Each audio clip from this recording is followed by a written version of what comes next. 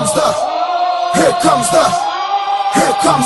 don't really want it like that. We're back with the Week 10 edition of the College Football Picks, alongside with two biggest Alabama fans I know, Rob Kennington and Zach Kennington. Here we go. Game number 1, number 24 Oklahoma State at number 2 Kansas State. Optimus Klein, as Rob said a minute ago.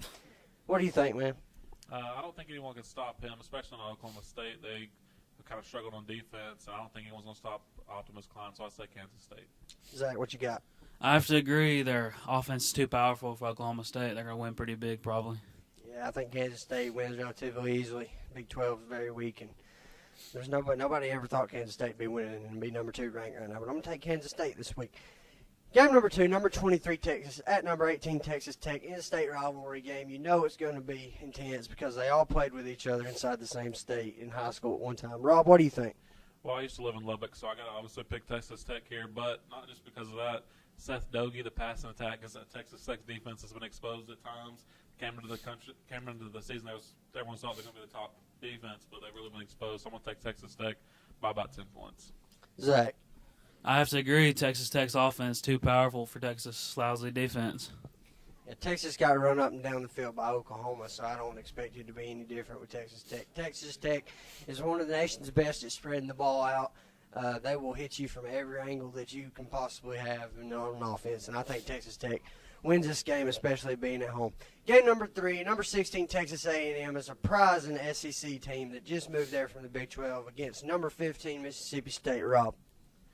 What's Mississippi State's offense rank? About 100? Something like that. About every year? Not so fast. I'm going to say Texas A&M, Johnny Football gets it done. Probably one of the best freshman quarterbacks I've ever seen.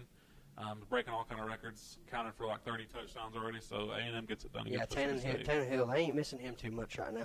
Zach? I'm going with Mississippi State. Kind of a upset pick. I just think they'll get it done this week. They played Alabama real good last week. They have a pretty good defense. This win is 38-7, a good game. Against Alabama. Texas A&M in a road upset. SEC, any place you go, it could be an upset. It's SEC, anything can happen. But A&M has impressed me. Missouri didn't have a chance, and I knew that. But A&M has impressed me enough to where I can take them in an upset win over number 15 Mississippi State. And in my opinion, Mississippi State hasn't really played anybody. Game number 4, number 4 Oregon at number 17 USC. Rob? Well, USC got exposed against Stanford. Stanford's a physical team. People think USC is a physical, but they're more of Oregon style. They match up better with Oregon, I think, a lot better than any team does because they're fast. Marquise Lee, passing. Of course, Barkley, he's not doing as well as everyone thought. Woods was supposed to be their best receiver, and he ain't really done nothing. Exactly. I mean, everyone thought Barkley would have been the Heisman watch, so he's just not performed at that level. But USC is still a good team. I think everyone's saying that USC is going to go crazy and Oregon's going to go crazy and destroy USC, but I think it'll be closer than the experts think, but I still think Oregon's going to pull it off. Zach? I think Oregon's going to win big. They have the high-powered offense, and USC hasn't really been playing as well as everyone thought. I think it'll be about a combined 100-point score game. Should be a blowout. I don't understand why the experts are saying it's going to be close. I mean, Oregon's offense is way too good. USC hasn't performed to expectations starting out the year ranked number 1, and they're number 17 now. So I don't see USC standing much of a chance. The only thing that's going for them is the fact that they're in the Coliseum. And I will say number 4 Oregon rolls pretty big. And this is the game that we're all been waiting for. Number 1 Alabama at number 5 LSU. See what do you got to say about this one?